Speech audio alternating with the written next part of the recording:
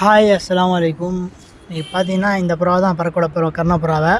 பார்த்தீங்கன்னா ரெகுலராக வீடியோ போட முடியல, ஏன்னா ரம்ஜான் அதான் ரெகுலராக வீடியோ போட முடியல. இன்ஷால்லா இது இன்னும் ஒரு வாரம் கழிச்சு நம்ம ரெகுலராக வீடியோ போடுவோம். வாங்க இந்த கர்ணப்புறாவை பறக்கொள்ளலாம் இன்றைக்கி. அதை விட்டு சத்திலே உட்காந்துச்சு, அதுக்கப்புறம் ஓட்டி விடலாம் வாங்க. பார்த்தீங்கன்னா இந்த புறா ஓட்டி விட்டுருச்சு பாருங்கள். இந்த டைமிங்ஸ் அதை பார்த்தீங்கன்னா நான் இதுக்குள்ளே பறக்க வச்சுட்டு இருந்தேன். அது பார்த்தீங்கன்னா ஃபுல் மஸ்ஸில் வந்துருச்சு, அது சுத்தமாக பறக்க மாட்டேங்குது. நம்ம அதை ஜோடி தான் போட்டாகணும். அதுக்கப்புறம் இந்த புறா கர்ணப்புறா மட்டும் பறக்கொள்ள நம்ம ஐடியா பண்ணிகிட்டு இருந்தோம்.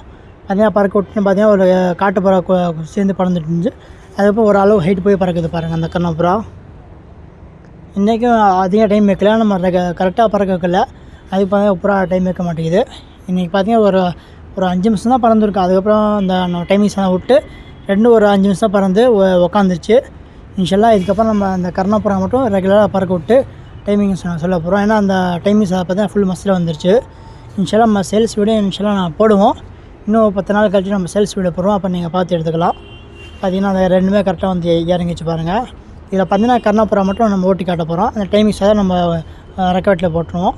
இன்ஷால்லா அடுத்த நான் பறக்க மட்டும் வீடியோ போகிறோம், வந்து பாருங்கள். அஸ்ஸலாமு அலைக்கும்.